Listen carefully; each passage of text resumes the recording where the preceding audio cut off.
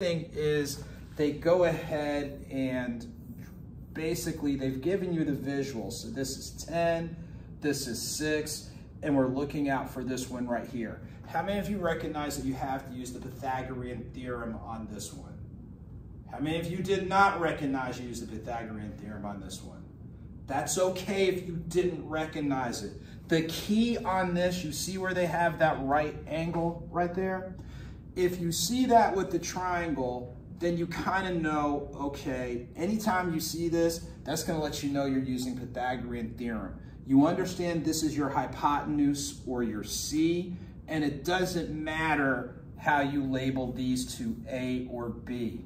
And then you remember, I gotta find a better, I gotta have to use a crayon or something on this. It's really A squared plus B squared.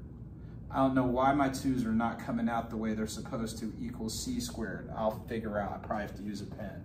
So now your A, it doesn't matter if you keep this blank spot as A or your number 6 as your A. So I'm just gonna go ahead and say 6 squared plus B squared equals C squared, which is gonna be 10 squared. Before I go any further, how many of you are with me so far? How many of you are not with me? Okay, all right, so let's backtrack. If you remember the Pythagorean theorem, that's where you're using A squared plus B squared equals C squared. A and B represent your two smaller sides. Your C represents your hypotenuse, which is the largest side. Another way you know what side is which, remember, right now a triangle has what, 180 degrees, correct? Okay, so this is a 90-degree angle. If you have a right triangle, this is the largest angle, which is a 90-degree angle, which means the side directly across from it is going to be your largest side, or the hypotenuse. Are you with me so far? So the reason why we have the number 10 as our C is because it is opposite of the largest angle of the triangle. So because of that, it doesn't matter which of these two sides we label as A and B. As long as we label them A and B, we're okay. Is everybody with me so far? Okay, so what happens is, and I'll figure out the correct tool to use. Our formula is A squared plus B squared equals C squared. In other words, we square this side, we square this side. It will be the same as us squaring the largest side, or the hypotenuse.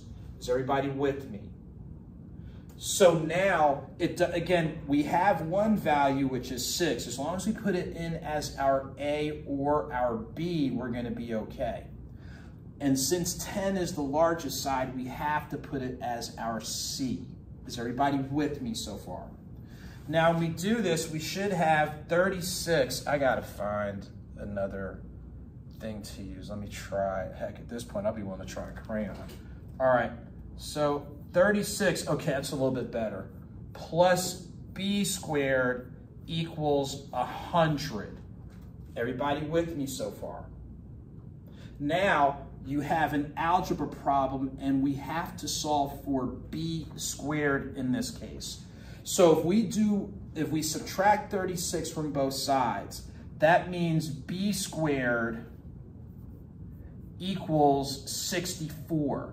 And the way we get that is 36 minus 36 equals 0, 100 minus 36 equals 64. So now what we have to do is, if we take the square root of 64 and we take the square root of B, that's going to give us our value of B. So if we take the square root of B squared, that's going to leave us with B. Is everyone with me so far? If we take the square root of 64, now we're left with a value of 8, and that is our solution. Now, this problem is a little bit messy because it took me like 3 tools to figure out which thing to use to write this down. But the hardest part of this is, number 1, remembering the Pythagorean theorem. Number 2, in regards to labeling your sides with the appropriate variable, remember your hypotenuse is the largest side. It will always be opposite of the largest angle. In this case, the largest angle is the right angle that you see here, which is 90 degrees. Before we go any further, does anyone have any questions on number